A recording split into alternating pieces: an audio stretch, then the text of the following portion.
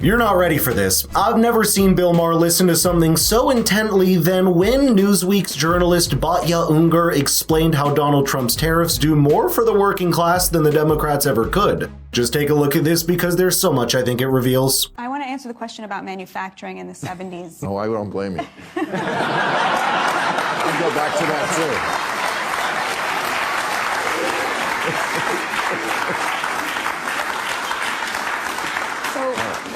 People want to go back to the 70s is in the 70s, the largest share of our GDP was in the middle class.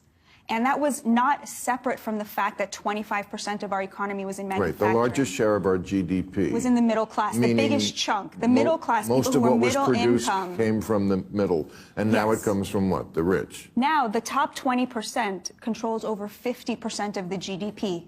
Our economy was an upward funnel of wealth, and the largest share, which used to be in manufacturing, which gave a lot of working class people a middle class standard of living, now the largest share is in real estate and finance, meaning that asset-rich Americans are controlling over 50% of the GDP, and they have left the working class out of all of that prosperity that was generated. And you know why? This is the path you see most developing economies taking right now. America is a manufacturing economy transitioning to a service and information economy as it is today, while countries like China and India are just entering that manufacturing economy stage, and it's undeniable that this evolution of the economy has caused a boom in GDP from about $8 trillion in the 70s to nearly $30 trillion today. That's why I've always said that the Democrats today are woefully out of touch and present completely outdated solutions for the working class of the 21st century need. By the way, this is a great time to subscribe and hit the notification bell because we're having these important conversations every single day here at Millionaire Mentor. Now, how do Trump's tariffs fall into that puzzle? Watch what Batya said, and I think it points to a modern Democrat hypocrisy that I just don't understand. That manufacturing is still being done. It's just being done in other countries. It is still for wages we will not work for. That's exactly right.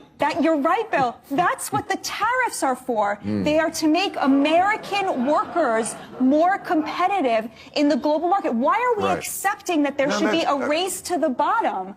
You know, China, what is its competitive advantage over us? It's that it pays slave wages. Why should we accept that? They're still manufacturing our PPE, our pharmaceuticals, our cars.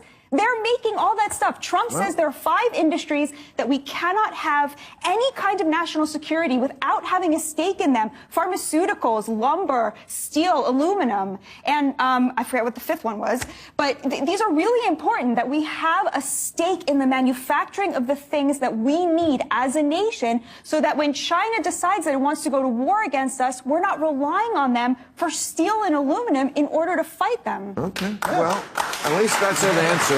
And Bill Maher had nothing to come back with. You know why? Because he saw a doublespeak on the modern left that's impossible to justify. When they rant on about international tariffs on other countries wanting more globalization and outsourcing, and yet decry the planned tax cuts for the regular Americans and downsizing of the government to do so. So they want free markets internationally to undercut the American worker while also taxing them into oblivion. No wonder why the working class moved to the right in this election. Watch this incredible clip I found of Bernie Sanders all the way back in 2005, and it's insane that a literal socialist is saying what the modern Republican Party is saying today about globalization and its impact on the American labor force. The reality of what is going on in America today is that globalization is not working for ordinary people. In the last 4 years alone, in the United States, we have lost 2.8 million good-paying manufacturing jobs. And the singular question that we have got to address is, does our trade policy work when American workers are being forced to compete against desperate people in countries like China who earn 30 cents an hour? My friends, that is what this debate is about.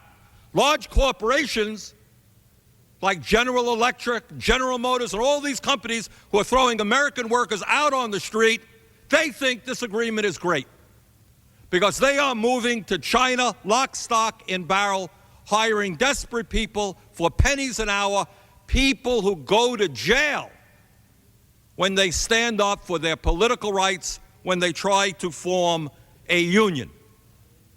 And the result of that is an extremely unfair competitive situation against the needs of the American worker. Truly a revelation, isn't it? While Bernie Sanders has been sidelined by his own party, these trade protectionist policies have never been needed more than they are now, among a cost of living crisis hitting the median wage earner. That's why Trump's Commerce Secretary Howard Lutnick recently hinted that the administration was considering abolishing the income tax for people earning less than $150,000 a year, which is the quickest way to give them back more of their purchasing power to buy the American-made goods that the left says would be too expensive if we manufactured here. J.D. Vance recently spoke in Washington about how that two-pronged strategy works. There were two conceits that our leadership class had when it came to globalization. The first is assuming that we can separate the making of things from the design of things. The idea of globalization was that rich countries would move further up the value chain while the poor countries made the simpler things. You would open an iPhone box and it would say designed in Cupertino, California. Now the implication, of course, is that it would be manufactured in Shenzhen or somewhere else. And yeah, some people might lose their jobs in manufacturing, but they could learn to design, or to use a very popular phrase, learn to code. But I think we got it wrong. It turns out that the geographies that do the manufacturing get awfully good at the designing of things. There are network effects, as you all well understand. The firms that design products work with firms that manufacture. They share intellectual property, they share best practices, and they even sometimes share critical employees.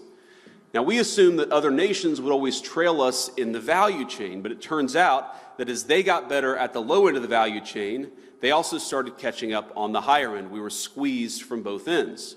Now, that was the first conceit of globalization. I think the second is that cheap labor is fundamentally a crutch, and it's a crutch that inhibits innovation. I might even say that it's a drug that too many American firms got addicted to. Now, if you can make a product more cheaply, it's far too easy to do that rather than to innovate.